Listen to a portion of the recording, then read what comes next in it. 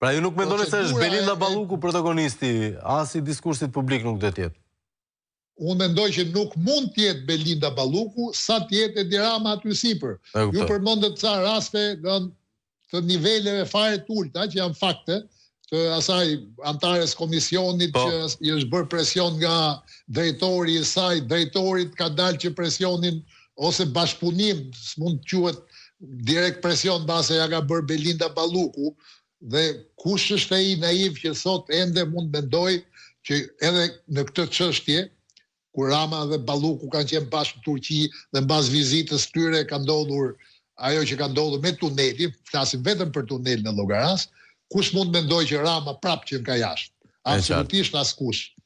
Dakor. Edhe socialistët vetë, edhe ata analistët që paguhen nga Rama, e keni parë ju se si përdridhen në për studio tash, megjithëse paguhen për të mbrojtur të pambrojtshmen. Kështu që kjo është situatë më se e qartë për këdo. Spaku ka një ngërç në këtë moment, fakt që po e shfrytëzon Rama, që lidhet me faktin që duhet Belinda Balluku të hiqet imuniteti si deputete nga parlamenti shqiptar, dhe siç po e shihni, Rama ka vendosur që si gjithmonë shkeljet ligjit rregullores, kushtetutës, të cilat tashmë për fat keq duken si normalitet në të vend, ta shty sa të mundet dhe e lidh me një gjë që s'ka asnjë lidhje, marrjen e vendimit të komisionit me vendimin e gjykatës kushtetuese.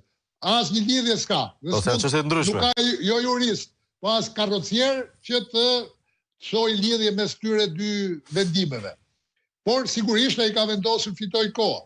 Cilat janë arsyet që ai do të fitoj kohë? Lidhja direkte tashmë nuk mund të mohohet. A është ai ende në tentativa për të bindur dhe Ballukun që të shkojnë në burg si ata të tjerët, të marrë ato 6 muaj apo 1 vit, pra gjithë marrëveshjet e mëparshme të Ramës.